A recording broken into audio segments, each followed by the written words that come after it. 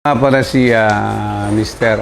Alfonso Jojo Abrenica Jr. Isa akong negosyante. I'm 65 years old. Nakatira dito sa Barangay Tingalabac, Batangas City. May negosyo. Hindi naman malaking negosyo. Isa lang resto bar. So, ang pangalan ng aking bar is Ichiban Entertainment Center. May mga nararamdaman pero minor. Normal lang sa isang senior citizen. May background kami sa family ng father ko kasi may sakit sa puso. Dahil normal sa edad, nataas ang aking cholesterol. Dahil sa aking mga tinitake na pagkain. Wala kasi akong diet eh. Lahat kinakain ko. Minsan umiinom ako, diyan dahil siyempre trabaho ko. May-ari ako ng bar. Minsan natutulog ako alas 2, alas 3. Pag ako'y nagigising, pagbabangon ako, nakakaramdam ako ng hilo. Siguro, at may age siguro, dahil ako'y puyat. Kahit sino naman siguro, pag puyat. Maraming akong kaibigan, iba't iba, ang dinadali nilang produkto sa akin. Hindi nga ako naniniwala. Mahirap. Ako kasi ang taong napakahirap paniwalain pagdating sa mga ganyan eh.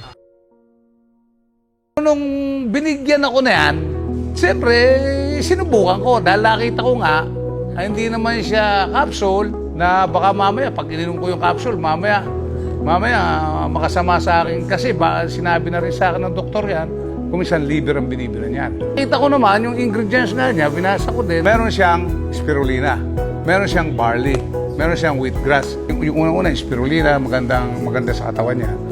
Yung barley, maganda sa katawan. Yung wheatgrass, maganda sa katawan. Ang talagang nagustuhan ko diyan, yung lasa eh. Ayos siya. Pag ininom ko, sa umaga, ayos. Iniinom ko siya, may naramdaman ako. Nang iniinom ko yan ng